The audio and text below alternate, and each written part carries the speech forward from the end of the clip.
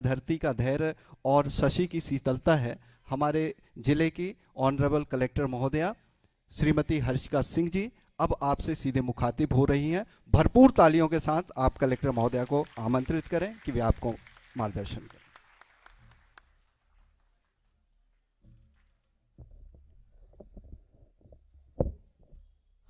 आज के इस करियर काउंसलिंग सेशन में मंचासीन टीएफओ साहब, मेरे सारे अधिकारी सहयोगी, यहाँ पर विशेषकर हमारे जितने बच्चे हैं जो आज इस प्रांगण में बैठे हैं, और इसके साथ ही हम लोगों ने आज ये निश्चय लिया था कि सिर्फ मंडला ब्लॉक के ही बच्चे नहीं अपितु मेरे मवई, मेरे बीजा डांडी, नारायणगंज, जहाँ के भी बच्चे हैं उनको भी एक प्लेटफॉर्म मिले, मौका मिले कि वो हमारे जितने रिसोर्स पर्सन हैं उनकी बातें सुन सकें। आप सबों को सर्वप्रथम जो आज हम जिस दिवस को मनाने के लिए यहाँ पर इकट्ठे हुए हैं, युवा दिवस, उसकी हार्दिक शुभकामनाएं देना चाहूँगी, शुभेच्छा देना चाहूँगी। आज सुबह से ये कार्यक्रम आपके स्कूल में संचालित है और जैसा कि आप में से काफ़ी लोगों को पता होगा, विशेषकर स्कूल शिक्षा विभाग को पता होगा कि हम लोगों ने पिछले 2 सालों में लगातार करियर काउंसलिंग को लेकर सेशंस ऑर्गेनाइज करने की बात रखी है। इसका एक कारण है, एक उद्देश्य है।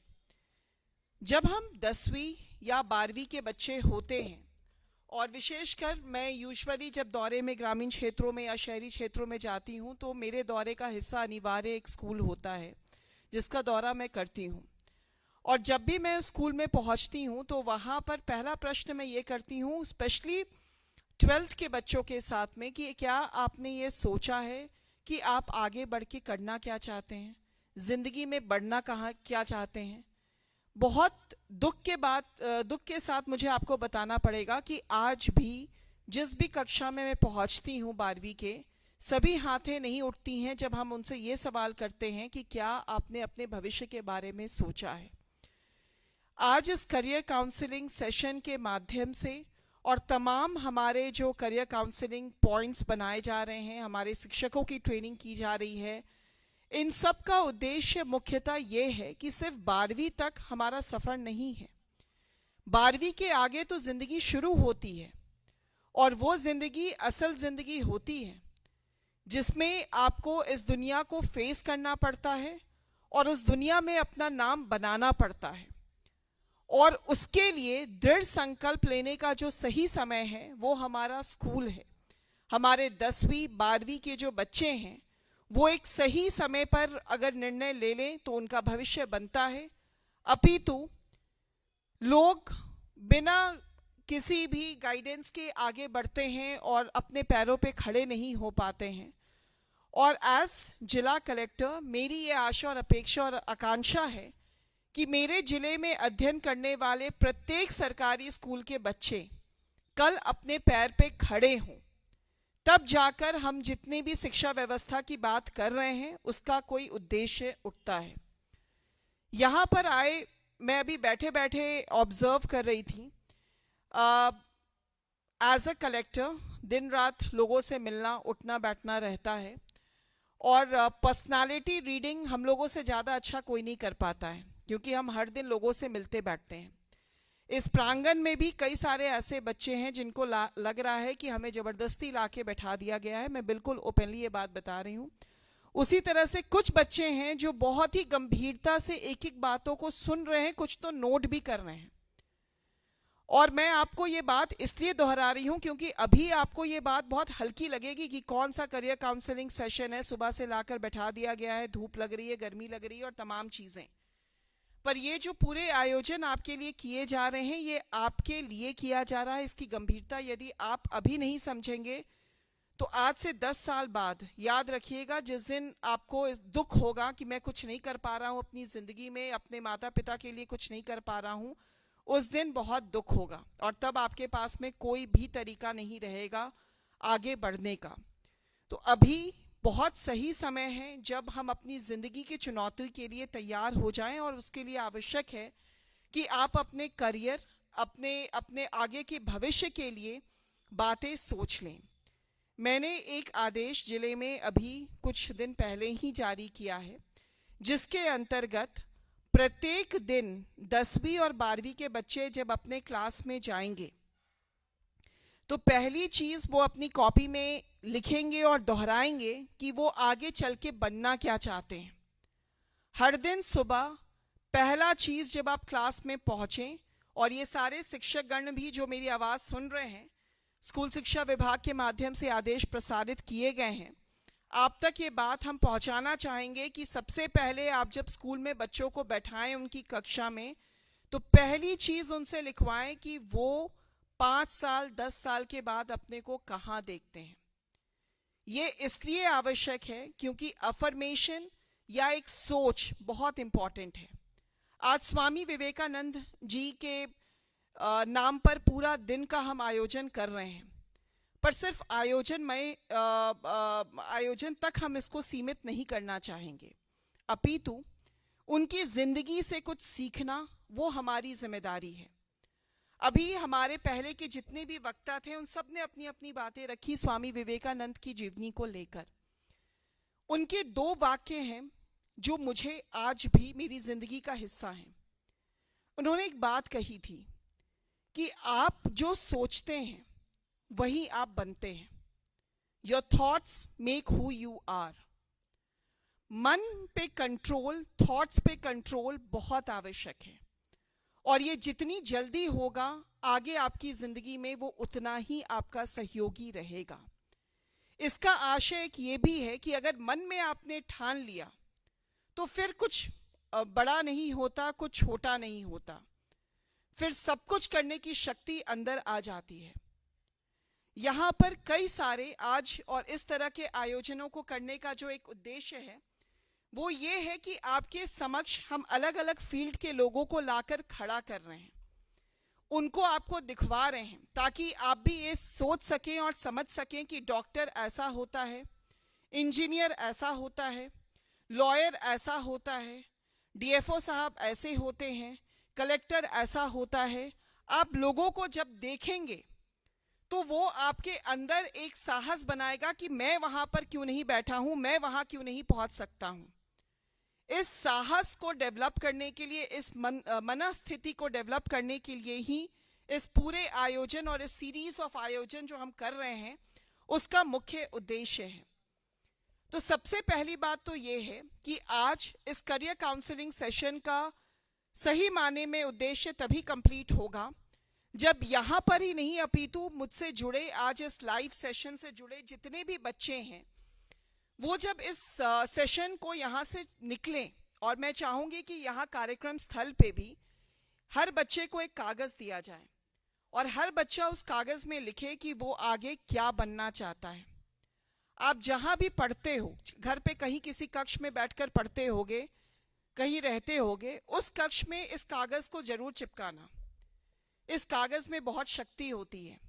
मैंने ये कागज चिपकाया था जब मैं क्लास 6 में थी, और क्लास 6 बहुत ही छोटा सा उम्र होता है। लोगों को लगता है क्या है, कौन है, किसी को कुछ पता भी नहीं होता कि आगे जिंदगी में क्या करनी है। कहीं एक सपना देखा था, जाने अनजाने वो सपना मेरे अंदर बना कि मुझे एक आईएएस अधिकारी बनना था। क्लास 6 में ठाना। क्लास 6 में अपना उसका मुझे आज भी याद है कि मैंने एक सफ़ेद कागज़ में लिखा कि मैं अपने नाम के सामने आईएएस हर्षिका सिंह लिखकर मैंने अपने रूम में चिपकाया, और जब भी मैं पढ़ने बैठती थी तो उस कागज़ को देखा करती थी, क्योंकि वो कागज़ एक आईना था जो मुझे मेरे करियर के बारे में, मेरी ज़िंदगी के बारे में बता रहा था। मुझे वो ताकत दे रहा था कि मुझे आगे क्या करना है। ये चीज़ आप सबों को भी करनी चाहिए। बिलीव मी, बहुत ताकत मिलता है जब उसको हर दिन देखोगे। हर दिन अपने नाम के सामने, आप इंजीनियर बनना चाहते हो, लिखो अपने नाम के सामने इंजीनियर फलाना, जो भी आपका नाम है। आप शिक्षक बनना चाहते हो, लिखो शिक्षक और अपने नाम के सामने उसको ऐड करो। वो आपको शक्ति देगी। और ये सही समय है जब हमारे अंदर एक जुनून होता है, उस जुनून को सही दिशा देने की आवश्यकता होती है, उस जुनून में ताकत लगाने की आवश्यकता होती है। और मेरी बात बिल्कुल आप मान लें कि केवल एक कलेक्टर होने के नाते नहीं, अपितु कल मैं भी कहीं पर एक स्टूडेंट थी, स्कूल में पढ़ाई किया, +2 की पढ़ाई की, कॉलेज की पढ़ाई की, हायर एजुकेशन किया, और सिर्फ देश में नहीं विदेश में भी पढ़ाई किया, और विदेश में पढ़ाई करने के बाद वापस आज भारतवर्ष में भारत की सेवा करने और आज मंडला की सेवा करने के लिए यहाँ आपके बीच में हूँ। देश दुनिया देखा है मैंने, और काफ़ी छोटे उम्र में देखा है, जिस उम्र में लोगों को पता नहीं होता है कि क्या करना है, उस उम्र में मैं विदेश में थी और एक बहुत छोटे से जगह से बिलोंग करती हूँ। कोई बहुत बड़े शहर में, दिल्ली या बॉम्बे में नहीं मेरा जन्म हुआ, एक छोटे से शहर में मेरा जन्म हुआ, वहीं पर मेरी पढ़ाई हुई, ग्रेजुएशन तक की मेरी पढ़ाई वहीं पर हुई। ग्रेजुएशन की पढ़ाई के बाद मैंने पोस्ट ग्रेजुएशन का जब सपना देखा तो दिल्ली मेरे लिए बहुत बड़ा लग रहा था।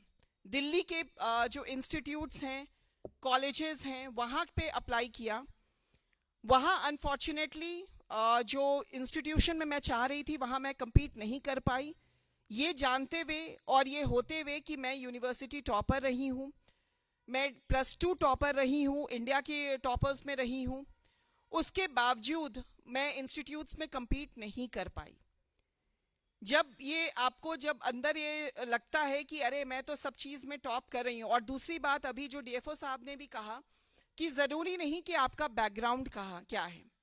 मैं +2 तक बायो यानी कि साइंस स्ट्रीम की स्टूडेंट रही हूँ, और सिर्फ स्टूडेंट ही नहीं रही हूँ, अपितु केमिस्ट्री में मेरा उस समय एक रिकॉर्ड भी बना था, जिसमें उन दिनों आपको 100 में 99 नहीं आता था सीबीएसई में, और उस तरह के कुछ रिकॉर्ड्स बनाने का मौका भगवान ने दिया। उसके बाद मेरी जो मन में लालसा थी वो साइंस की तरफ नहीं थी, मुझे अर्थशास्त्र में इंटरेस्ट था, और मैं 8वीं से अर्थशास्त्र की स्टूडेंट रही थी। 12वीं के बाद जब ये निर्णय लिया कि मैं अर्थशास्त्र करूंगी, तो काफ़ी सारे लोग काफ़ी सारे प्रश्न जिंदगी में उठा रहे थे। मैंने मेडिकल का एग्ज़ाम दिया है, आपके इन्फॉर्मेशन के लिए मैंने मेडिकल का एग्ज़ाम दिया, भगवान की कृपा से मेडिकल एग्ज़ाम निकाल चुकी हूँ। मैं लॉ पर, मेरे पेरेंट्स चाहते थे कि एक सेफ बैकअप रहे, और यूपीएससी करना है तो एक सेफ बैकअप बहुत ज़रूरी है, क्योंकि बहुत ही अनिश्चित टाइप का ये सर्वे एग्ज़ाम होता है। तो उसके लिए मैंने लॉ की परीक्षा लिया। लॉ की परीक्षा के माध्यम से उन दिनों जो भारतवर्ष का नंबर 1 इंस्टीट्यूट था उसमें एडमिशन लिया। ये सारी चीज़ें मैं कर रही थी एक छोटे से शहर में रहकर। कोई दिल्ली नहीं था, कोई बॉम्बे नहीं था, कोई कलकत्ता नहीं था। इसके बाद मैं एक लॉ इंस्टीट्यूट में ज्वाइन करती हूँ, वहाँ लगभग 1 महीना पढ़ती हूँ, और पढ़ने के बाद एक दिन इकोनॉमिक्स का क्लास होता है। जब इकोनॉमिक्स का क्लास होता है तो मेरे अंदर ये भावना सृजित होती है कि इसी को करने के लिए, इसी को पढ़ने के लिए तो मैंने इतना मेहनत किया था अभी तक। और उस दिन मैंने वापस अपने घर पे कॉल किया कि मैं वापस आना चाहती हूँ और अर्थशास्त्र की पढ़ाई करना चाहती हूँ। अब आप देखिए, 2 महीने के बाद जब मैं वापस आती हूँ, उस समय इंडिया के बेस्ट इंस्टीट्यूट में, दिल्ली यूनिवर्सिटीज़ के जो बेस्ट इंस्टीट्यूट्स हैं, वहाँ मेरा एडमिशन हो गया था, लेकिन 2 महीना बीत जाने के कारण मेरे एडमिशन वहाँ दोबारा नहीं हो सकता था। मेरे पास कोई एडमिशन नहीं था, और उस समय मैंने रांची से, झारखंड रांची से मैंने अपनी पढ़ाई की, ग्रेजुएशन किया इकोनॉमिक्स में, अर्थशास्त्र में। मैं उसमें ये ज़रूर है कि जब अर्थशास्त्र में 2-3 महीने के बाद मैंने ज्वाइन किया तो ऐसा लगा कि ज़िंदगी मिल गया। फिर ना सामने दिखता था ना पीछे दिखता था, दिन रात मुझे इकोनॉमिक्स दिखता था। और उसके बाद जब वहाँ पर थी तो कई बार मन में ये बात होती है कि मैं छोटे शहर में हूँ, मंडला में हूँ, आरडी कॉलेज में पढ़ूंगी, कैसे मैं ये सोचूं कि मैं विदेश में अपना नाम कमा सकती हूँ। ये बातें आती हैं मन में।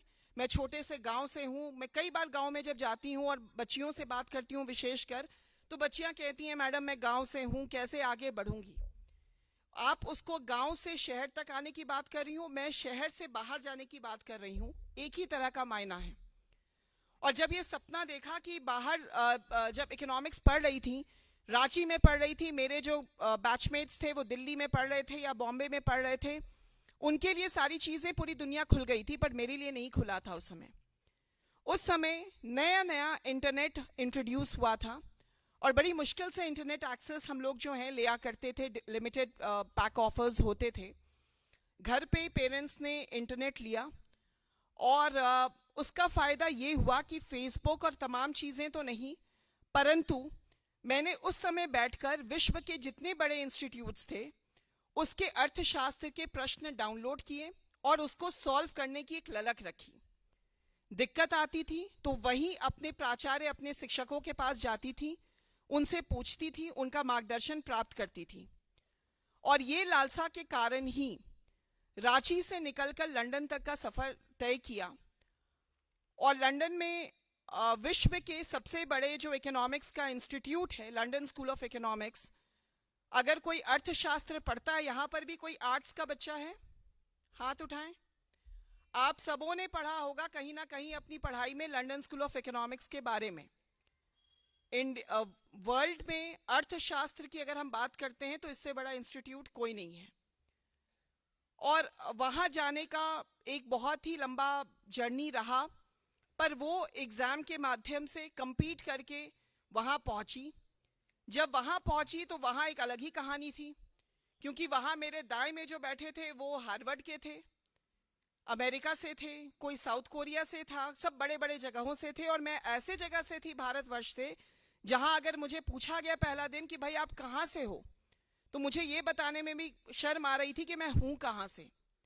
तो मैंने उसको बड़ा ड्रामेटाइज करके ये बोला कि मैं ऐसे जगह से हूँ जो, क्योंकि लंदन है, इंग्लैंड है, हम सबको मालूम है कि अंग्रेज़ लंदन में रह चुके, लंदन से जो है कलकत्ता उनका राजधानी हुआ करता था जब वो भारत में थे, तो कलकत्ता के बारे में लोग जानते हैं। तो मैंने ये कहा कि कलकत्ता से नाइट डिस्टेंस पे एक जगह है जहाँ से मैं आती हूँ। तो बड़ा डिप्लोमेटिकली जवाब दिया। डिप्लोमेटिकली जवाब देकर और उस मतलब एक शर्म की फीलिंग के साथ उस कॉन्फिडेंस को ख़त्म करके मैंने वहाँ पे अपनी पढ़ाई शुरू की। पर भगवान की कृपा रही, ताकत लगाकर मेहनत किया और कुछ ऐसे अवसर भी मुझे मिले जिसमें कुछ नोबल लॉरेट्स, जो आप सब सुनते होंगे, नोबल प्राइज़ के बारे में आप लोगों ने सुना है, तो कुछ ऐसे इकोनॉमिक्स के नोबल लॉरेट्स के सामने मैंने अपना फाइनल प्रेजेंटेशन दिया था। वहाँ पर पढ़ाई का तरीका अलग होता है और जब प्रेजेंटेशन दिया तो सिर्फ मार्क्स ही नहीं मिले परंतु स्टैंडिंग ओवेशन मिला। तो रांची से लंदन तक का सफ़र केवल एक सपने के बेसिस पे हुआ, जो सपना मैंने स्कूल में देखा था। फिर जब लंदन में थी तो उस समय ये सपना देखने को मिला कि भाई जब आप अच्छा करते हैं तो ये जो बड़ी बड़ी कंपनियां हैं वो आपके पीछे दौड़ती हैं, आप उनके पीछे नहीं दौड़ते, वो आपके पीछे दौड़ती हैं। और कई सारे ऐसे जॉब ऑफर्स मिले मुझे। एक दिन आया मेरी ज़िंदगी में जब मुझे ये निर्णय लेना था कि इन जॉब ऑफर्स को एक्सेप्ट करके अमेरिका, पेरिस, लंदन में रुकूं या वापस इंडिया आऊं। अपने पेरेंट्स से पूछा फ़ोन करके कि क्या किया जाए। उन्होंने स्पष्ट बोला, ये तुम्हारी ज़िंदगी है, तुम जो भी निर्णय लोगे हम तुम्हारे साथ हैं। यानी कि निर्णय मुझे लेना था। मैं हरदम से समहाउ क्लास 6-7 से, जब से मैंने यूपीएससी के बारे में सोचा था, मैं अपने पास में एक प्रतियोगिता मैगजीन रखती थी। उस प्रतियोगिता मैगजीन के कवर पेज पे एक लेडी आईएएस अधिकारी का, जो टॉपर थी अपने ज़माने की, उनका फ़ोटो हुआ करता था। उस फोटो को लेकर मैं लंदन भी गई थी और उसको मैंने अपने रूम में चस्पा किया हुआ था।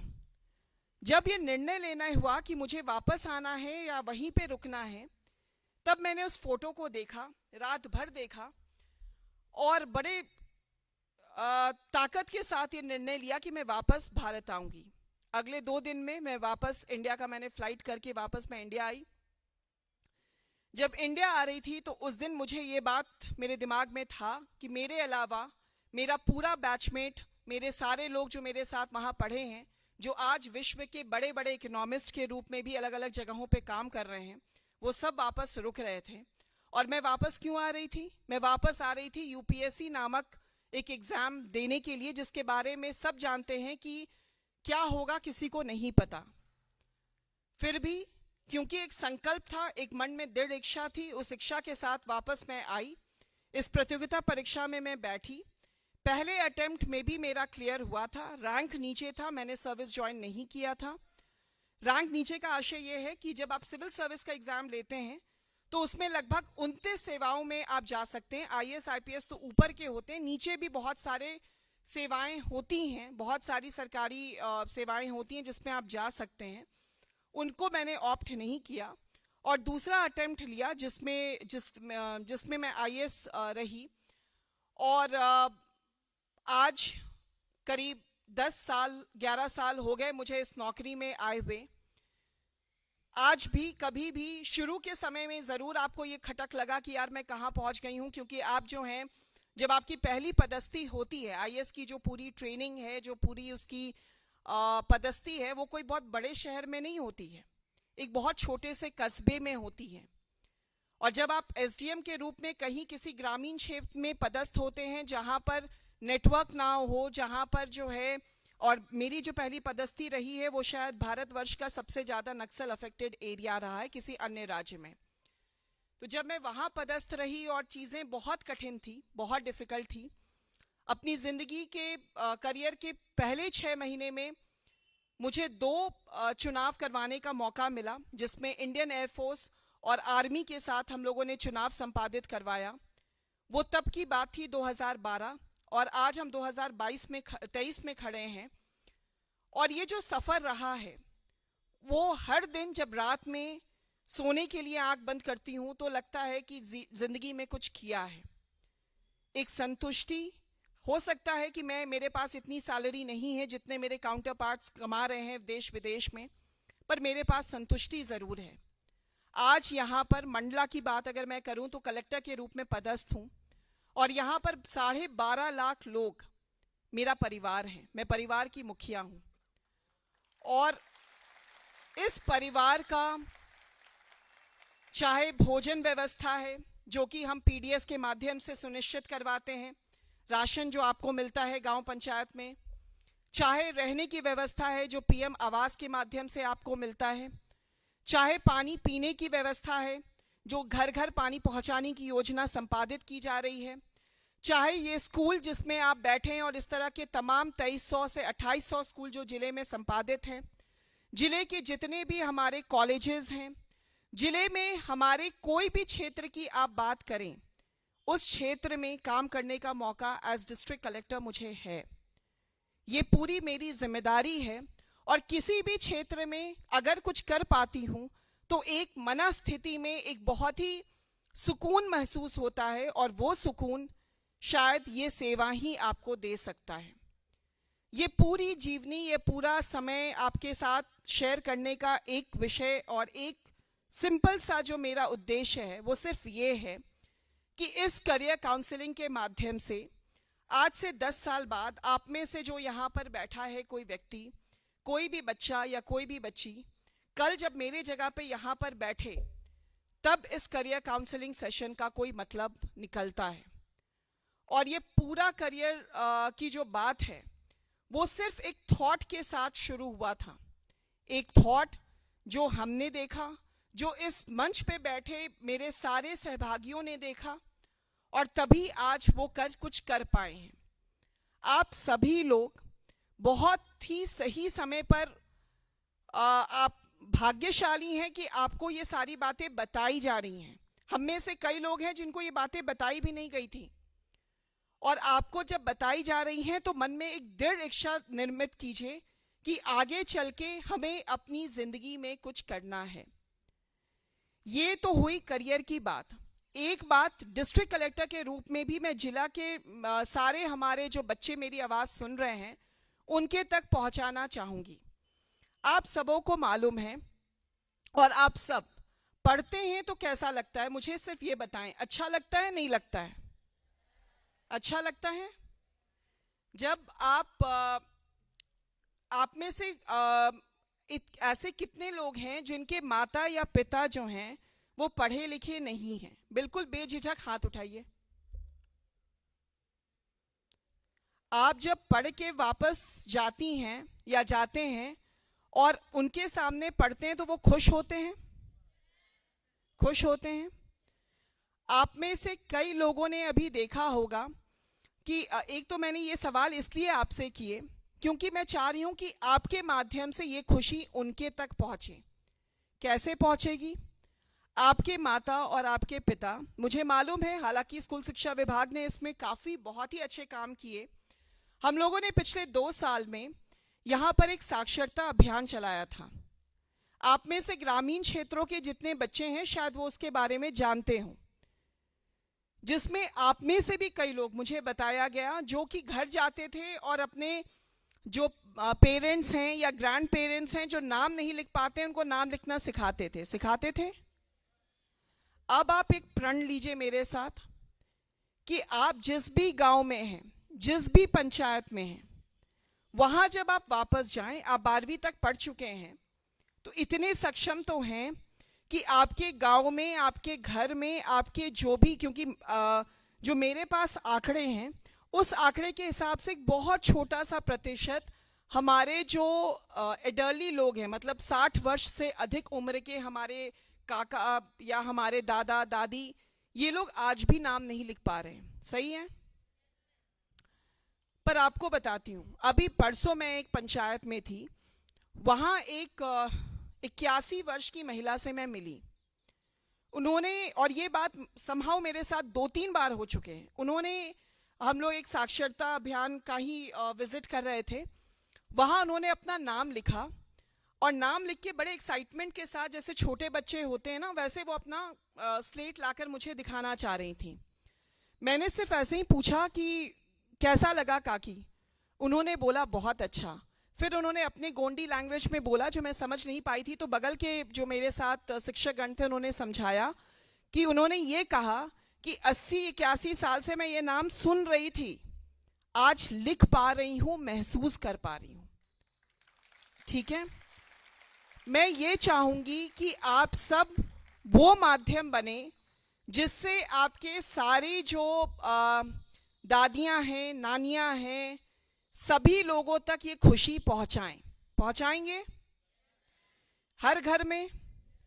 तो आपके घर, आपके गांव, आज हमारा जिला डेफिनेटली स्टेज पे है जहां लोग अपना नाम लिख पा रहे हैं। अब हमको उससे कदम आगे जाना है। लोग अपना व्यवहारिक जीवन अच्छे से व्यतीत कर सके, उसके लिए उनको जितना भी आपको सहयोग करना पड़े, मतलब उनको गिनती सिखाइए, नाम लिखना सिखाइए, छोटे छोटे अक्षरों को पढ़ना सिखाइए।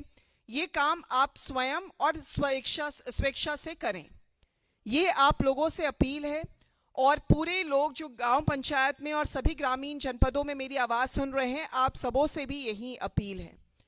आप सभी लोग जो आज के इस कार्यक्रम में सम्मिलित हुए, स्कूल शिक्षा विभाग की जो पूरी टीम है, आप सबों को शुभेच्छा देना चाहूँगी और साथ में मन से ये आप लोगों के लिए विशेष एक विश करना चाहूँगी कि आप सब स्वस्थ रहें, खुश रहें और अपनी ज़िंदगी में आगे बढ़ें और अच्छा करें। बहुत बहुत धन्यवाद।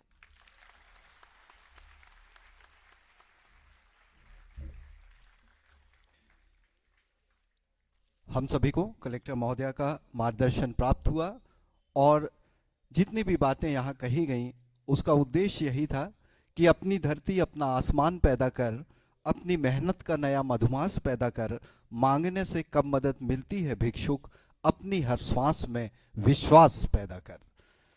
तो बिलीव योरसेल्फ, अपने आप पे हम विश्वास करें, संकल्प पथ पर आगे बढ़ें। यही संदेश कलेक्टर महोदया ने आज युवा दिवस के अवसर पर हम सभी को दिया है। तो आप अपने कैरियर बनाने को तैयार है ना? तो चलिए मेरे साथ बोलिए, तैयार, तैयार, तैयार। और ये संकल्प भूलना नहीं है इस प्रोग्राम के बाद में, बल्कि कलेक्टर महोदया ने जो आपसे बात कही कि अपने लक्ष्य को कागज में लिखकर अपने पढ़ने के कमरे में जरूर रखें और उसका सदैव स्मरण करते रहें। अब वो समय है जबकि एक ओपन सेशन होगा। अभी तक आप लोगों ने हमको सुना है, इस मंच को सुना है। आपके जहन में अपने कैरियर को लेकर जो जिज्ञासाएं हैं, जो सवाल हैं, आज इस पूरे मंच के समक्ष आप रख सकते हैं और उसका समाधान आप सभी तक पहुंचेगा। यहाँ मैंने सभी का आप सभी से परिचय रखा, लेकिन आज हमारे बीच एग्रीकल्चर से बुनकर जी हैं, जिनके विषय में काफ़ी देर से, वो 10:30 बजे से हैं, लेकिन मैंने एक बार भी आपसे मुखातिब नहीं कराया था सर। एक बार उनके लिए तालियां हो जाए। और साथ ही इलेक्ट्रॉनिक और प्रिंट मीडिया की जानकारी देने के लिए आप सभी के बीच में आज सुधीर कसार जी हमारे बीच में आए हैं, उनके लिए भी तालियां हो जाए। और आज इस आयोजन में हमारे बीच अन्य विशेषज्ञ भी हैं, समय समय पर उनकी जानकारी आपको दूंगा मैं। तो आइए, अब वो सेशन है जबकि हम खुद कलेक्टर महोदया से, हमारे तमाम यहाँ मार्गदर्शक जो इस मंच पर बैठे हैं, उनसे हम सीधा सवाल कर सकेंगे। तो सभी बच्चे जिनके जहन में यहाँ प्रश्न रखने के लिए जो क्वेश्चंस हैं, तो कृपया अपना हैंड रेस कर दें। कॉर्डलेस आप सभी तक पहुँचेगा। इस बीच चेतना कुछ बच्चों के सवाल जो हमने पहले से आमंत्रित किए थे, चेतना कछवा यहाँ पर हैं, आप सामने आ जाएं और अपना सवाल यहाँ पर इस मंच के समक्ष रखें। और इसके अलावा अन्य जो बच्चे हैं, हाथ उठाएं जो आज अपने कैरियर से संबंधित कोई भी प्रश्न यहाँ से पूछना चाहते हैं। आपके सवाल हमारे पास आ गए हैं, आप सीधे हाथ उठा लें ताकि हम आपको यहाँ पर आमंत्रित कर लें। चेतना हमारे बीच में है उत्कृष्ट विद्यालय मंडला से, जो अपना प्रश्न इस मंच के समक्ष रख रही हैं। वहीं वहीं वहीं खड़े होके। गुड आफ्टरनून मैम, मेरा नाम चेतना कछवा है। मैं क्लास 11th आर्ट की छात्रा हूँ। मैं आगे चल करके आईएएस करना चाहती हूँ यूपीएससी में। तो मुझे ये पूछना कि यूपीएससी के लिए जो सिलेबस होता है, कंटेंट्स, और कैसे उस पद तक जा सकते हैं।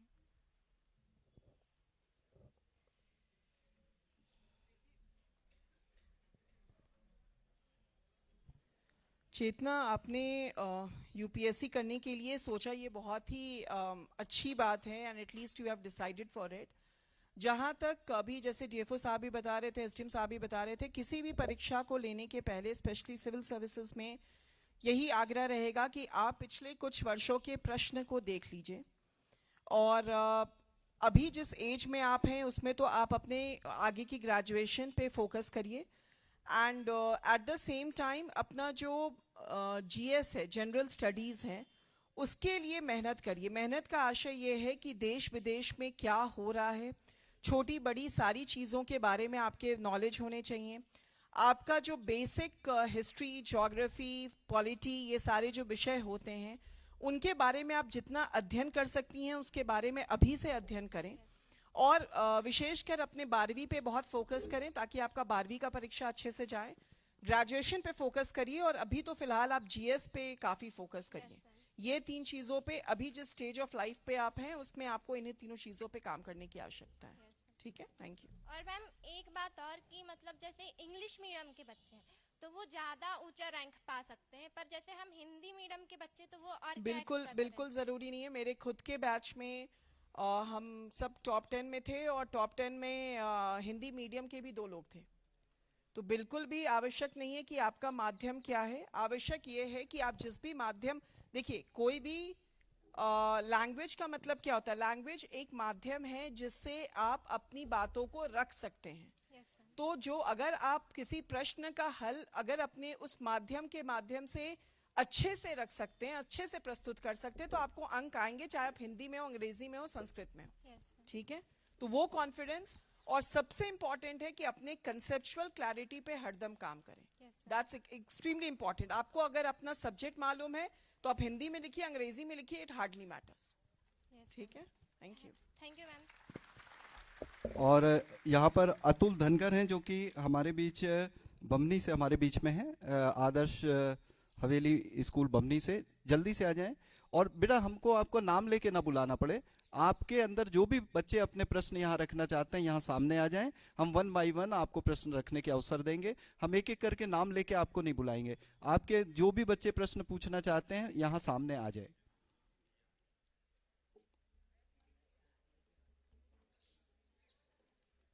शीघ्रता से आए। बमनी, फूलसागर और मतपुरी, तमाम हमारे आसपास के बिनेका, यहाँ के भी जो विद्यार्थी हैं, जो ऐसे अवसर जिन्हें नहीं मिल पाते, उन्हें हम प्रथम अवसर देना चाह रहे हैं। उत्कृष्ट विद्यालय के बच्चे बाद में भी प्रश्न कर लेंगे। आप लोग आए और अपने प्रश्न रखें। ओके, पूछिए। नमस्ते सर, नमस्ते मैम। मेरा नाम सुयश विश्वकर्मा है।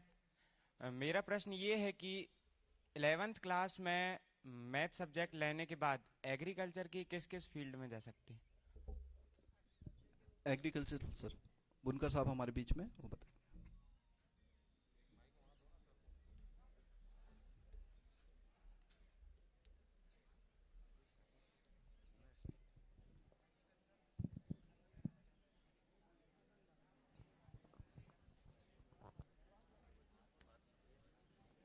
बेटा don't talk to each other, बात ना करें। यदि आप एग्रीकल्चर में आगे पढ़ाई करना चाहते हैं तो इसमें विषय की कोई बाध्यता नहीं है कि आप एग्रीकल्चर से ही 12वीं की परीक्षा पास करें। आप पीसीएमबी मतलब फिजिक्स केमिस्ट्री मैथ्स के भी स्टूडेंट हैं या फिर बायोलॉजी के भी स्टूडेंट हैं तो आप पीएटी एक परीक्षा होती है व्यावसायिक परीक्षा मंडल के माध्यम से, इसको आपको पास करना पड़ेगा। इसके अलावा एक आईसीआर के माध्यम से एक परीक्षा होती है जिसको आईसीआर सीपीएटी के नाम से जाना जाता है, तो ये आपको पास करनी होगी। और इसके बाद बीएससी एग्रीकल्चर में जिस हिसाब से आपकी रैंक रहेगी उसमें कॉलेज आपको ज्वाइन करना पड़ेगा और कोर्स पूरा करने के बाद आप फिर आगे की जो तैयारियां हैं वो कर सकते हैं। और कुछ सवाल पूछना चाहेंगे?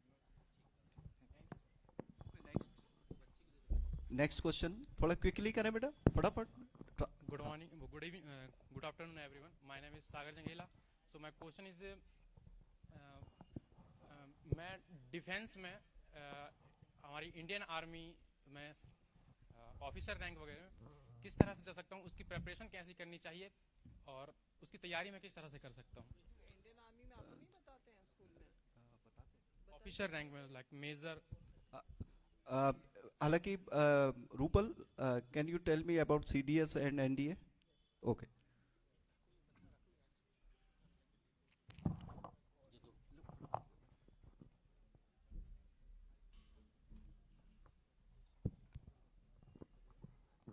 Hello hello. डिफेंस सर्विसेज के लिए एनडीए अभी आपके लिए बहुत होगा। वैसे एनडीए और सीडीएस जो है वो दोनों की आप कर सकते हैं। एनडीए के लिए प्रिपरेशन दोनों यूपीएससी ही इसे कराता है, कंडक्ट करता है। एनडीए जो है वो ईयर में 2 बार होता है और इससे आप जो डिफेंस, वैसे इसका फुल फॉर्म जो है वो नेशनल डिफेंस एकेडमी होता है। और जो सेना है उनकी तीनों फॉर्मेट्स जो हैं, जल थल और वायु, जल थल और वायु सेना जो हैं, इन तीनों के लिए आप इसमें जा सकते हैं। ऑफिसर रैंक की ये ट्रेनिंग होती है और इसका ड्यूरेशन भी जो है वो 4 वर्ष का होता है। इसके लिए जो है पैटर्न जो है वो बहुत फिक्स पैटर्न है। बेसिक्स पे आप अगर वर्कआउट करेंगे, क्योंकि अभी चूंकि आप जैसे 12वीं में हैं तो 12वीं में जो पात्रता है बेसिकली वो 19 वर्ष तक आप जो है वो एनडीए के एग्ज़ाम के लिए अपेयर हो सकते हैं। सीडीएस अगर आप चाहेंगे जब आप ग्रेजुएशन कर चुके होंगे सो वो 25 ईयर्स तक का होता है। दोनों में ही जो रैंक है वो आपको लेफ्टिनेंट ही मिलेगी स्टार्टिंग में। यस, सीडीएस जो है उसका टाइम जो है, जो ट्रेनिंग पीरियड का जो टाइम होगा वो 18 मंथ का होगा आपका। प्रिपरेशन के लिए सबसे पहले बेसिक्स पे ही फोकस करना होगा, because basics always remain same. इसके साथ आपको आपकी फिजिकल भी उसमें टेस्ट होता है। वैसे तो पहले तो रिटन टेस्ट के लिए आपको जाना पड़ेगा, लेकिन कुछ फिजिकल टेस्ट भी हैं जो आपको क्लियर करने होते हैं और उसके लिए डिफरेंट कुछ इंस्टीट्यूट्स भी हैं जो इस तरह की प्रिपरेशन कराते हैं। बट यस, अभी अगर आपको स्टार्ट करना है तो आप एनडीए के बारे में सोच सकते हैं अर्ली स्टेज में, और अगर उसमें सफलता किन्हीं कारणों से अगर आपको नहीं मिल पाती है तो सीडीएस जो है वो भी एक बहुत अच्छा ऑप्शन है जो आप ग्रेजुएशन के बाद कर सकते हैं और दोनों ही ऑफिसर रैंक आपको उसमें मिलेगी। इसके अलावा अगर आप कुछ सप्लीमेंट्री क्वेश्चंस हैं तो पूछ सकते हैं मुझसे। Okay sir, thank you sir. Sir next question है कि आईपीएस की तैयारी किस तरह से कर सकते हैं? और आईपीएस के लिए सिविल सर्विसेज में आपको मुझे लगता है मैडम जो है और सर जो है वो बहुत बेहतर तरीके से गाइड कर पाएंगे।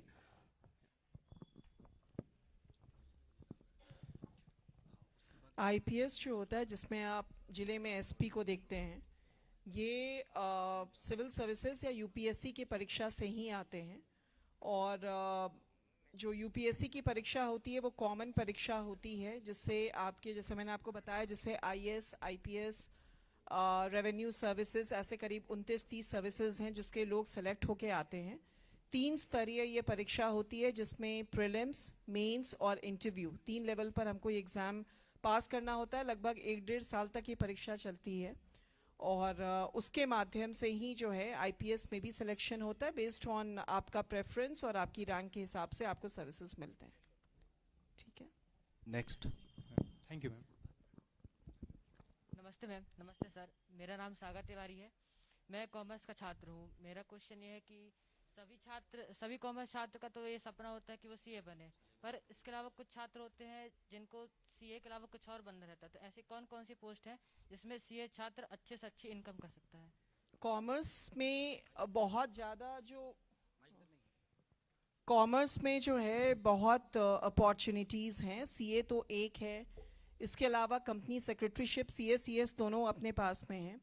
And then it's like a graduation. ठीक है, अगर आपने मान लीजिए कि कॉमर्स के बाद में आप बीकॉम करते हैं, मतलब अपनी 12वीं के बाद में आप बीकॉम करते हैं, तो बीकॉम के बाद में वो सारी सेवाएं जो बाकी सर्विस मतलब बाकी संकाय के लोग को मिल रहा है वो सारे काम आप मोस्टली कर पाते हैं। जैसे आप एमबीए की तरफ जा सकते हैं। ठीक है, इसके अलावा आप जो है जर्नलिज्म की तरफ मूव कर सकते हैं, लॉ आप आगे बढ़ के कर सकते हैं। और आज की डेट में लोग बैचलर्स इन बिजनेस एडमिनिस्ट्रेशन करके बीबीए है, उसके कोर्सेज को भी करते हैं 12वीं करने के बाद कॉमर्स के। देयर इज़ नो लिमिट कि भाई हमने कॉमर्स कर लिया, बस ये है कि आप डॉक्टर इंजीनियर नहीं बनेंगे, इसके अलावा बाकी तमाम चीज़ें जो कर सकते हैं वो सारी चीज़ें आप कर सकते हैं, कोई रेस्ट्रिक्शन नहीं होता है। ठीक है, बताइए। बायोलॉजी के। जय हिंद मैम, मेरा नाम गौरी नामदेव है। मैं शासकीय कन्या उच्चतर माध्यमिक विद्यालय बमनी से आई हूँ। मेरा आज का ये प्रश्न है कि जब हम किसी भी प्रतियोगिता परीक्षाएं के लिए हम तैयारी करते हैं, जैसे यूपीएससी के लिए, तो हमें ऑनलाइन स्टडी बेटर है या फिर ऑफलाइन स्टडी? तो हमें क्या स्टडी करनी चाहिए और क्यों करनी चाहिए? देखिए, जब आप किसी भी प्रतियोगिता परीक्षा की तैयारी करते हैं तो सबसे इम्पॉर्टेंट ये होता है कि सबसे पहले तो उसके सिलेबस या जो उसके जो एक मतलब एक लिमिटेड सिलेबस जो उसमें दिया रहता है, उस सिलेबस के अनुरूप हमारी तैयारी हो। ठीक है, और वो डिपेंड करेगा उसके बारे में, उसका आकलन करने के लिए आप पिछले सालों के प्रश्न पत्रों के साथ आप ये पता कर पाएंगे कि उसमें किस तरह के क्वेश्चंस आते हैं। एक बार जब आपको इसके बारे में पता हो जाए तो फिर आपको मटेरियल्स कलेक्ट करने चाहिए। That material could be either online और ऑफलाइन। मतलब आज की डेट में मैं मतलब मेरे खुद की पर्सनल अगर मैं तैयारी की बात करूं तो मैंने इंटरनेट का बहुत सहयोग लिया था, इसलिए क्योंकि मैं दिल्ली में या किसी बड़े शहर में रहकर मैंने यूपीएससी नहीं दिया था, मैंने अपने घर से ही यूपीएससी दिया था। तो जब आप घर से यूपीएससी देते हैं और आपके पास में मटेरियल हार्ड कॉपी में बहुत अवेलेबल नहीं हो पाते हैं, वैसी स्थिति में आज के ज़माने में जब इंटरनेट में तमाम चीज़ें उपलब्ध हैं तो उसका सही इस्तेमाल किया जा सकता है। बट हाँ, ये ज़रूर है कि सेल्फ डिसिप्लिन रखें जब आप ऑनलाइन ब्राउजिंग करें। स्पेसिफिक मटेरियल, जैसे हमको मालूम है कि फ़लाना सब्जेक्ट साइंस के अंतर्गत हमको ये 4 टॉपिक्स कवर करने हैं, उसका हमको हार्ड कॉपी मटेरियल अवेलेबल नहीं हो पा रहा, तो ऑनलाइन हम उसकी मटेरियल डाउनलोड कर सकें। दूसरी बात, ऑनलाइन में आज एक अच्छी व्यवस्था ये हो गई है कि तमाम तरह के जो प्रश्न पत्र हैं, फ्री मॉक टेस्ट हैं, ये सब बहुत ज़्यादा अवेलेबल हैं। और किसी भी प्रतियोगिता परीक्षा को फेस करने के पहले ये अत्यंत आवश्यक होता है कि जितनी ज़्यादा बड़ी संख्या में आप ऐसे प्रश्नों को हल करेंगे उतना ज़्यादा आपका कॉन्फिडेंस लेवल बढ़ेगा। तो इसमें आप ऑनलाइन माध्यमों का भी इस्तेमाल कर सकते हैं, लेकिन जैसा मैं बार बार कह रही हूँ कि जब भी आप ऑनलाइन मटेरियल का इस्तेमाल करें तो खुद के अंदर एक सेल्फ डिसिप्लिन ज़रूर रखें कि हम हम इंटरनेट में बैठ रहे हैं तो हम इंटरनेट में कुछ काम के लिए बैठ रहे हैं, हम टाइम वेस्ट करने के लिए नहीं बैठ रहे हैं। So with that self-discipline in place, online materials can be equally utilized. आपको ये देखना पड़ेगा कि हम ऑनलाइन मटेरियल क्या क्या निकाल सकते हैं, प्रश्नों का जो सॉल्व हम कैसे, जितने ज़्यादा प्रश्न आप सॉल्व करना चाहती हैं उतने ज़्यादा प्रश्न आपको उसमें मिल जाते हैं, जिससे आपका कॉन्फिडेंस बूस्ट अप होता है। तो इस तरह से आप बिल्कुल ऑनलाइन ऑफलाइन और किसी भी तरह से परहेज मत करिए ऑनलाइन मटेरियल से भी। ठीक है। नमस्ते मैम, मेरा नाम अनुष्का जायसवाल है और मुझे स्टार्टअप पे बहुत ज़्यादा इंटरेस्ट है। तो मुझे फ्यूचर में स्टार्टअप ओपन करना है, तो मुझे अभी से क्या स्टडी करना चाहिए और क्या करना चाहिए उसके हिसाब से प्लीज़? मैं आपसे एक प्रश्न ये करना चाहूँगी. I mean, I missed it when I was speaking about it. But अभी हम सब रोजगार और नौकरी की बात कर रहे हैं. ये अत्यंत आवश्यक है समझना कि आज हम भारतवर्ष में, जिस भारतवर्ष में निवास कर रहे हैं, वहाँ पर सिर्फ रोजगार ही नहीं है, स्वरोजगार के तमाम ऑप्शंस हैं, है ना. और स्टार्टअप भी उसी जिसको हम स्वरोजगार का एक ऑप्शन कह सकते हैं. स्वरोजगार के ऑप्शन के लिए, जिसको हम एंटरप्रेन्योरशिप डेवलपमेंट की बात हम जब करते हैं, तो मैं आपसे, अभी आप जिस स्टेज पे हैं उस स्टेज पे तो आप अपनी पढ़ाई पे फोकस करिए. मतलब this is at a very initial stage, so you should right now focus on what you are doing. But at the same time you know, specially अगर आप ऑनलाइन जाते हैं तो ऑनलाइन तमाम तरह की जो हैं स्टार्टअप्स जो हुए हैं उसका संकलन है. आपको एक अपना जैसे क्षेत्र कि भाई अगर मान लीजिए कि स्वास्थ्य के क्षेत्र में कोई स्टार्टअप स्टैब्लिश किया गया हो, या शिक्षा के क्षेत्र में कि भाई जैसे कोविड के समय लोग, बच्चे जो है स्कूल नहीं आ पा रहे थे, तो ऑनलाइन शिक्षा के बहुत सारे प्लेटफॉर्म स्टार्टअप्स सामने आए. उसी तरह से तमाम तरह के जो हमारे फील्ड्स हैं उसमें स्टार्टअप्स के ऑप्शन हैं. तो अभी तो ये समय है जब आप स्टार्टअप्स के बारे में जानें. और जानने का मतलब ये है कि अभी क्योंकि हमारे पास मंडला जैसे ज़िले में थोड़ा सीमित वो रहता है, तो ऑनलाइन काफ़ी सारे इस तरह के स्टार्टअप्स जो हुए हैं उसके बारे में ज़रूर देखिए, पढ़िए और मन में वो क्यूरियोसिटी बनाए रखिए. एट द सेम टाइम इसमें ये चीज़ भी ध्यान रखें कि काफ़ी सारे सरकारी पॉलिसीज़ बनी हैं जो कि स्टार्टअप को प्रमोट करती हैं. जैसे मध्य प्रदेश में एक अपनी स्टार्टअप पॉलिसी है, और इसमें आप सबों को मालूम है कि पिछले 5 दिवस से जो है कि इंटरनेशनल इन्वेस्टर और स्टार्टअप मीट इंदौर में चल रहा है, जिसमें पूरे देश दुनिया के लोग आए हुए हैं. वो इसलिए भी आए हैं क्योंकि मध्य प्रदेश की जो स्टार्टअप नीति है वो बहुत अच्छी है. तो मैं यहाँ ये भी चाहूँगी कि हमारे यहाँ पर कॉमर्स के जो लोग हैं उनके माध्यम से इसको नोट कर लें, और सारे स्कूल्स में जो मध्य प्रदेश की स्टार्टअप नीति है उसके बारे में बच्चों को बताएं भी. इसके अलावा बैंक्स के माध्यम से लोनिंग की जाती है ना. तो बैंक्स की जो लोनिंग की व्यवस्था है उसके बारे में अवेयरनेस, ये 2-3 चीज़ें हैं. At the end of the day startup आपको शुरू करना है, उसके लिए आपको initial resources, and it is equally important to have this risk factor, क्योंकि उसमें रिस्क इन्वॉल्व रहता है. तो ये सारी चीज़ों को जानते हुए आज की डेट में जो अच्छे काम हो रहे हैं उनको जितना आप समझना चाहती हैं वो करिए.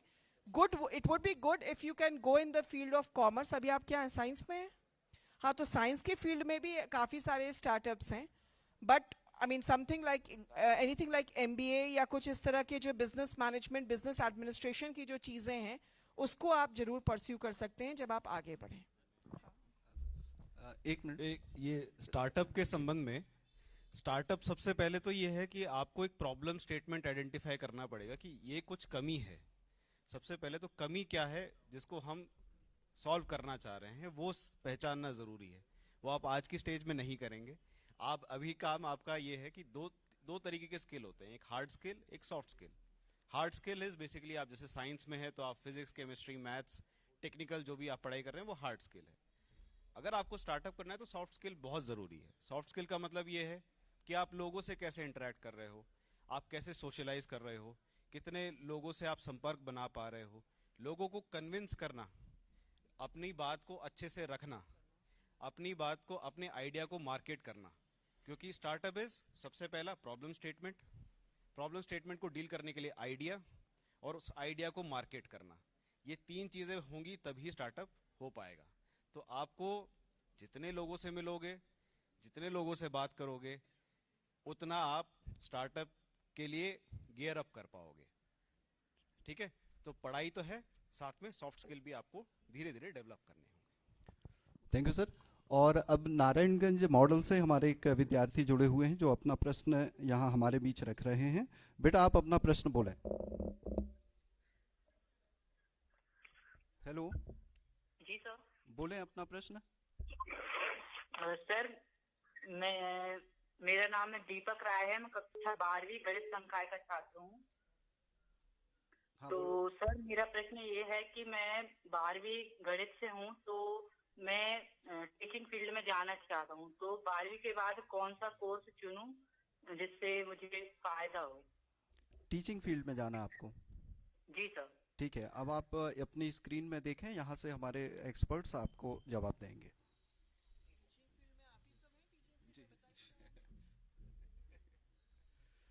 आपका प्रश्न यहाँ से एपीसी मुकेश पांडे सर दे रहे हैं, इसका जवाब स्क्रीन पर आप देखिए और सुनिए। आप यदि टीचिंग फील्ड में जाना चाह रहे हैं और 12th यदि मैथ से हैं, तो यदि आप प्राइमरी टीचर बनना चाह रहे हैं तो आपका क्वालिफिकेशन पूर्ण है, साथ में आपको एक डीएड डिप्लोमा ऑफ एजुकेशन करना होगा और एक पीआरटी का एक टेस्ट देना होगा, तब वहाँ पे आप प्राइमरी टीचर बन सकते हैं। यदि आपको मिडिल टीचर या लेक्चरर आपको बनना है तो आपको ग्रेजुएशन और पोस्ट ग्रेजुएशन करना होगा, साथ में आपको एक बैचलर डिग्री एजुकेशन की लेनी होगी, बीएड करना होगा आपको 2 वर्ष का, और उसके बाद एक टेस्ट होता है आपका सेंट्रल का, उसको आपको देना होगा, तो आप स्टेट में और सेंट्रल में भी टीचिंग का जॉब पा सकते हैं।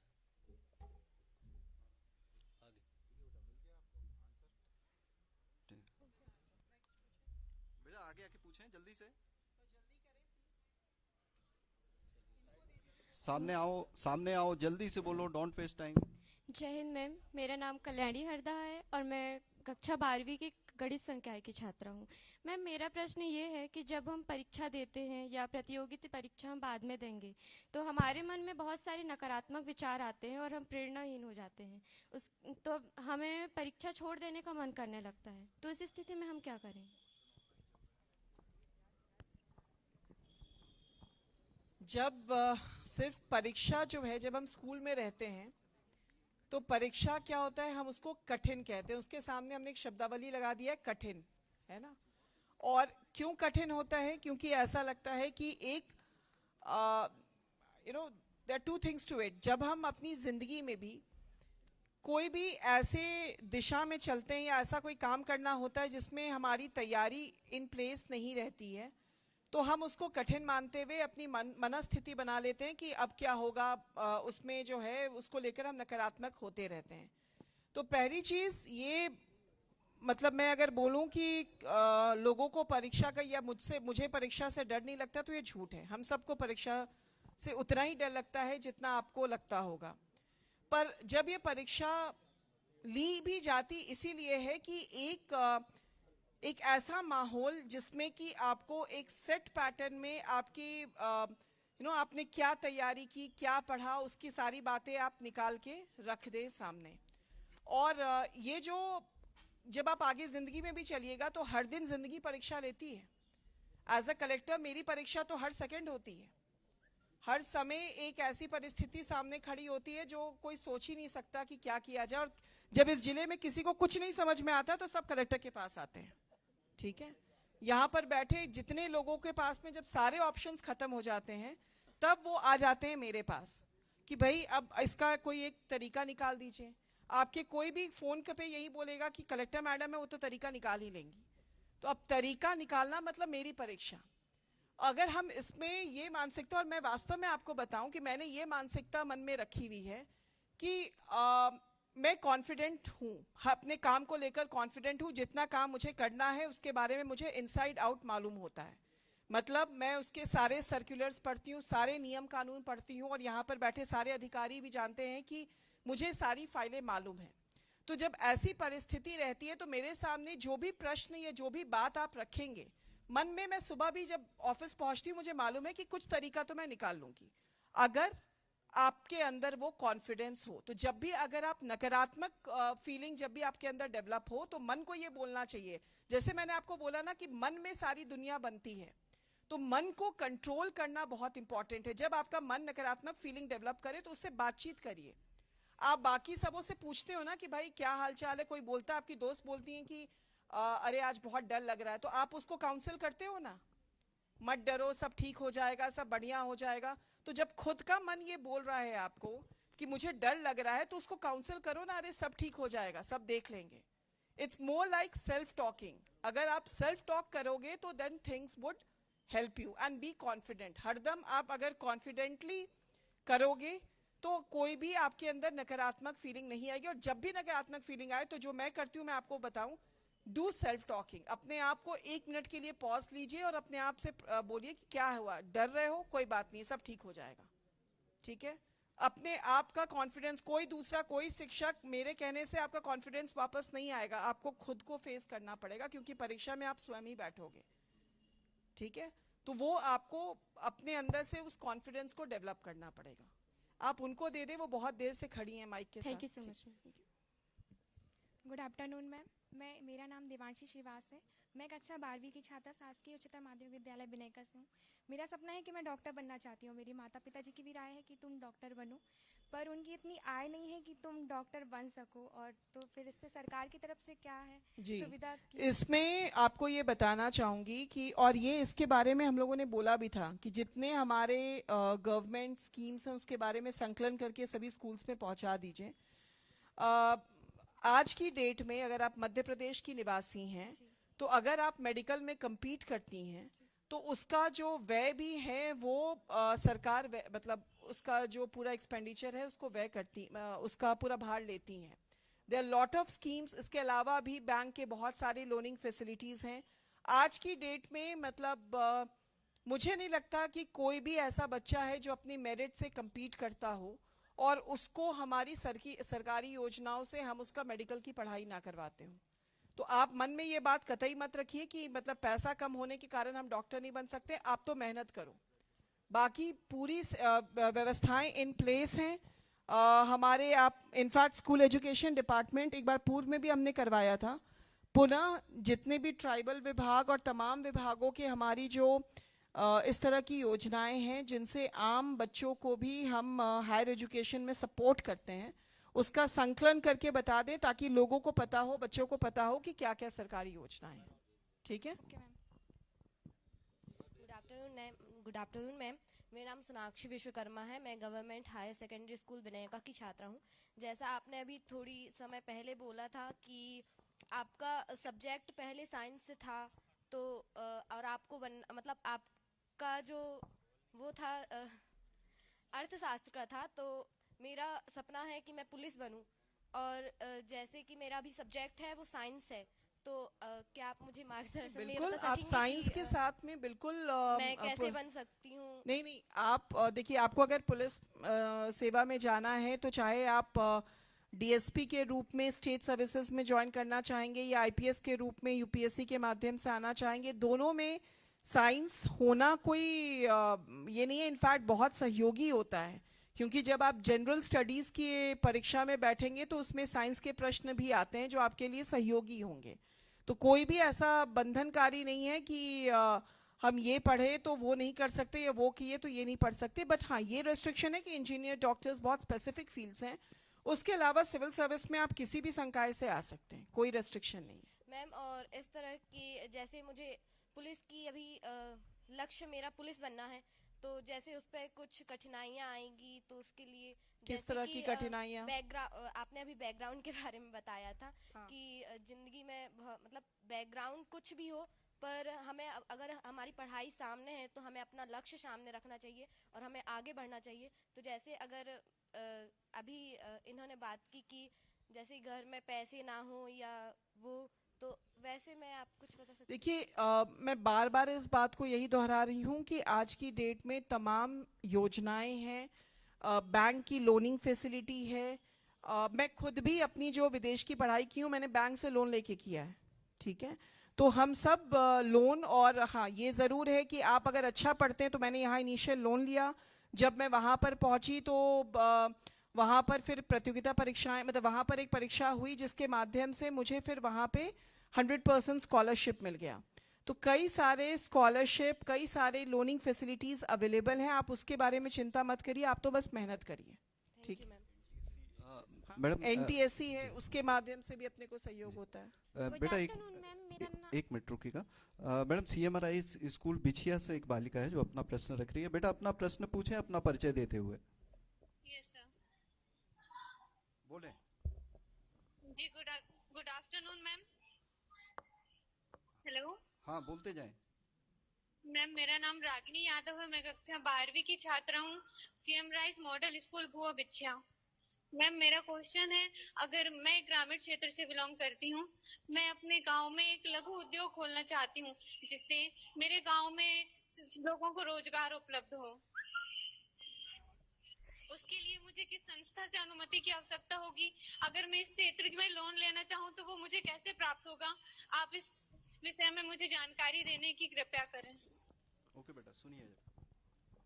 आप अभी आपने सुना होगा कि स्टार्टअप के बारे में हम लोग चर्चा कर रहे थे इस डिस्कशन में। मध्य प्रदेश सरकार और भारत सरकार के अंतर्गत विभिन्न तरह की स्वरोजगार योजनाएं संचालित हैं, जिसके अंतर्गत आप आराम से अपने जो है अलग अलग ब्याज रेट पे, कुछ में सब्सिडीज़ हैं, उसका लाभ उठाकर जो है इस तरह के लघु उद्योग का संचालन और उसे खोलने का काम अपने गांव पंचायत में कर सकती हैं।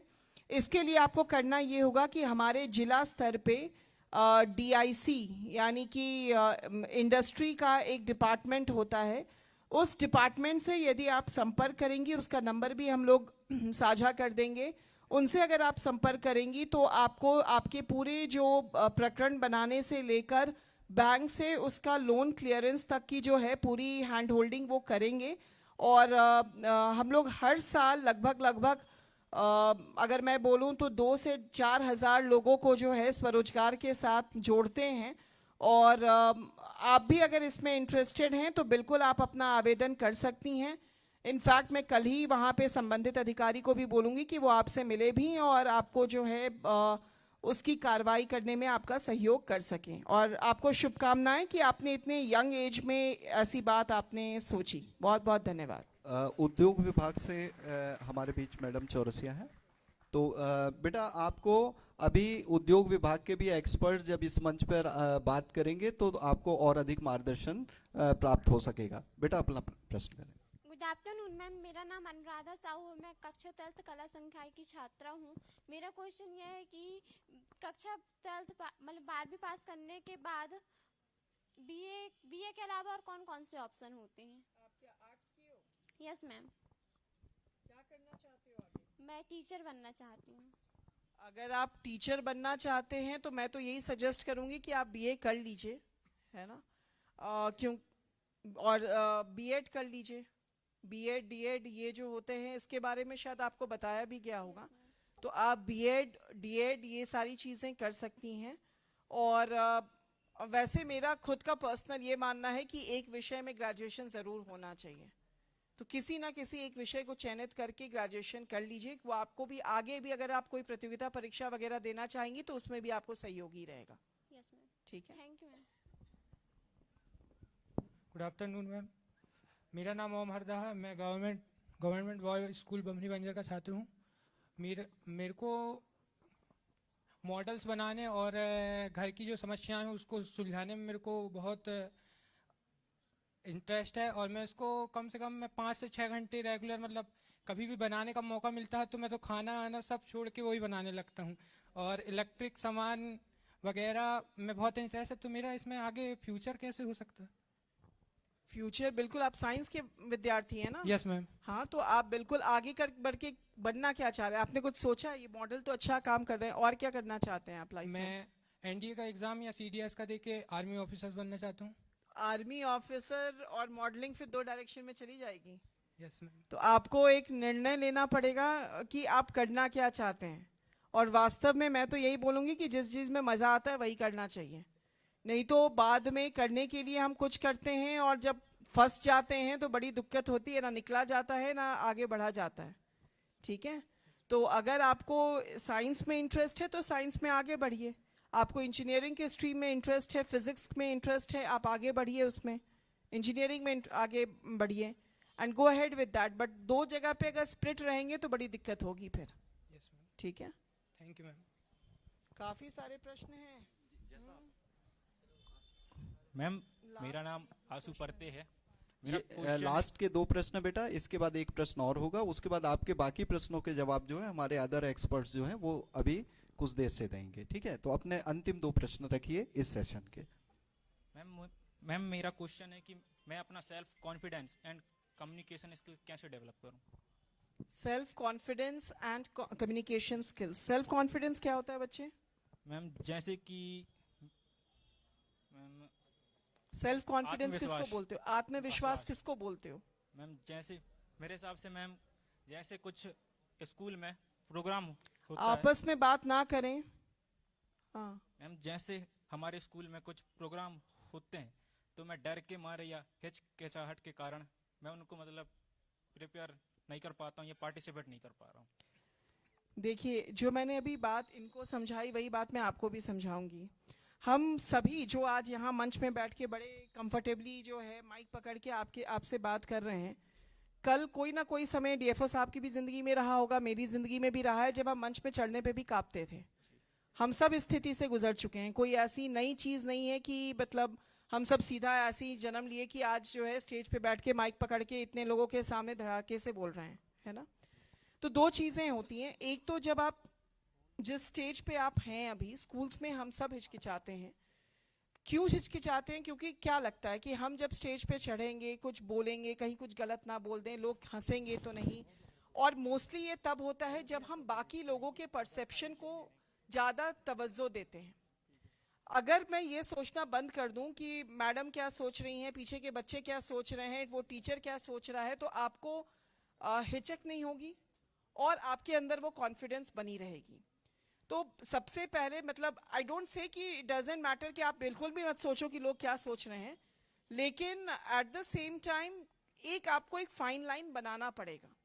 अगर आपने महीनों से कोई चीज़ प्रैक्टिस किया और प्रैक्टिस करने के साथ में आपने ये मन में एक संकल्प मतलब आपने प्रैक्टिस किया, प्रैक्टिस करके आपको मालूम है जब आप अकेले कक्ष में खड़े होकर कोई चीज़ बोलते हैं, फॉर एग्जाम्पल कोई आपको स्टेज में कोई भाषण देना है, आपने अकेले कक्ष में कुछ बोला, आप बहुत कॉन्फिडेंटली बोल पा रहे हैं, फिर लगता है यार कल स्टेज में कैसे बोलूँगा, आज यहाँ तो बोल रहा हूँ। तो उस समय जैसा मैंने उनको बोला, मैं तो वही चीज़ आपको भी बोलूँगी कि अपने मन से आपको बात करना पड़ेगा। यहाँ बोल पा रहे हो ना, तो वहाँ क्यों नहीं बोल पाओगे? ये बात आपको अपने मन को समझाना पड़ेगा। और दूसरी बात, जब आप मंच पे खड़े हो तो ना इधर देखो, ना उधर देखो, ना उधर देखो, तुम बिल्कुल सीधा और उधर कहीं देखो जहाँ कोई नहीं है और बोलते चले जाओ। मैं तो ऐसे ही करती थी जब मैं स्कूल में थी। और मैं आपको बता दूं कि ओरेशन में मतलब जब मैंने शुरू किया था तो मैं बहुत हिचकिचाती थी, बट व्हेन आई वाज मतलब जब मैं 10वीं में थी तो मैं ईस्टर्न इंडिया को पश्चिमी जो इंडिया के सारे मतलब करीब 10-12 राज्य थे उसको रिप्रेजेंट करती थी दिल्ली में। तो कहने का मतलब ये है कि आपको अपने मन के हिचक को हटाने के लिए शुरू में जब आप चढ़ो इनको मत देखो, हो सकता है वो आपको पॉजिटिव वाइब्स नहीं दे रहे हो, वो आपसे आप जब बोल रहे हो तो वो कहीं उधर देख रहे हैं, कोई उधर देखेगा। अभी जब मैं ही बोल रही थी तो कोई बाथरूम देख रहा था, कोई उधर देख रहा था, है ना।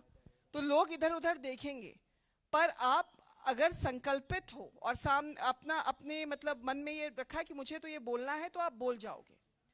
दूसरी बात आपने कम्युनिकेशन की बोली। कम्युनिकेशन एक इम्पॉर्टेंट स्किल है, नो डाउट, और इसमें कहीं ना कहीं हम सब चूकते भी हैं। कम्युनिकेशन के लिए मैं आपके लेवल पर तो यही बोलना चाहूँगी कि स्पेशली आप एक तो अपने जब आप फ्रेंड ग्रुप में भी रहें या क्लासेस में रहें, जैसे स्पेशली मैंने बहुत बार क्लासेस में ये बोला कि बच्चों से रीडिंग करवाया जाए। आप किस भी कक्षा के हों, रीडिंग बहुत इंपॉर्टेंट है। खड़े होके रीडिंग का मतलब क्या है कि आप एक शब्द को 4 बार 5 बार बोल रहे हैं। आप जब पढ़ते भी है ना, जोर जोर से पढ़ा करो।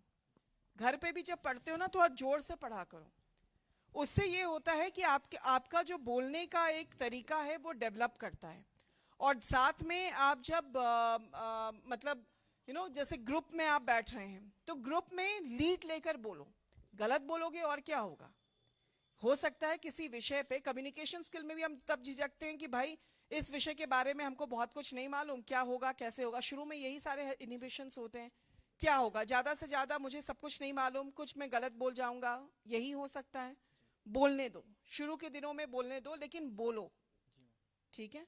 और मन से ये बात बिल्कुल निकाल दो कि क्योंकि वो किसी प्राइवेट स्कूल में पढ़ के आया है तो वो मतलब उनके और आपके बीच में अंतर सिर्फ इतना होता है, जो मैं कई बार पर्सनली भी फील करती हूँ, कि हम मानसिकता में ये ले लेते हैं कि हम सरकारी स्कूल से पढ़े हैं तो हम आगे नहीं बढ़ सकते हैं।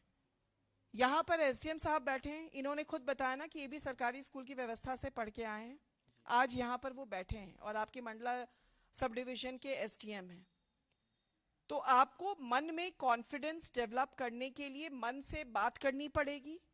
कम्युनिकेशन के लिए मन की झिझक अगर आप हटा देते हैं तो आपका ऑटोमेटिकली उसमें हो जाएगा। और दूसरी एक चीज़ मैं पर्सनली यहाँ पर भी हम लोगों ने प्राइमरी स्कूल्स में करवाने की कोशिश की थी, उसमें यह है कि जैसे हिंदी या अंग्रेजी के आजकल ऑनलाइन बहुत सारे मॉड्यूल्स हैं जो आपको कम्युनिकेशन स्किल फ्री बताते हैं, सिखाते हैं। जब भी समय हो उनका यूज़ करो, उन एप्स का यूज़ करो, उन यूट्यूब का अगर आप यूज़ करते हो तो उसको भी यूज़ करो। और वो जो आपको सिखा रहे हैं, बोल रहे हैं, बोलने का तरीका बता रहे हैं, उसको यूज़ करो, जोर जोर से बोलो।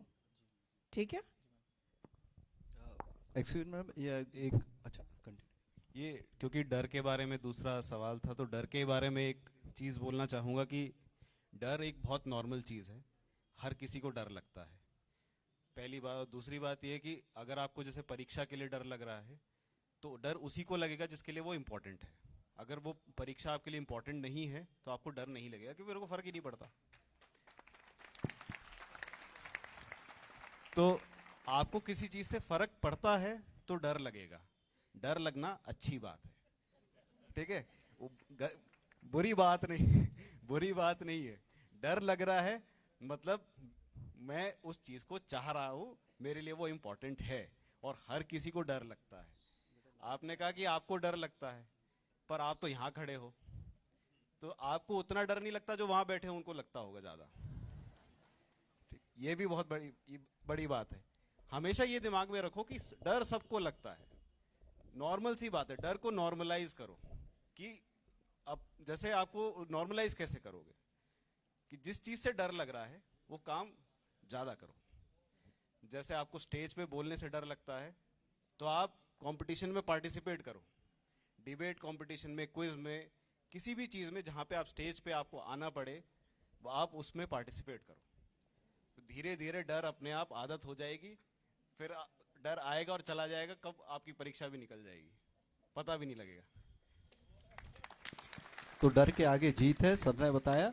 और मैडम, मॉडल स्कूल घुघरी से हमारे एक बच्चे जुड़े हुए हैं। बेटा, आप अपना प्रश्न रखें।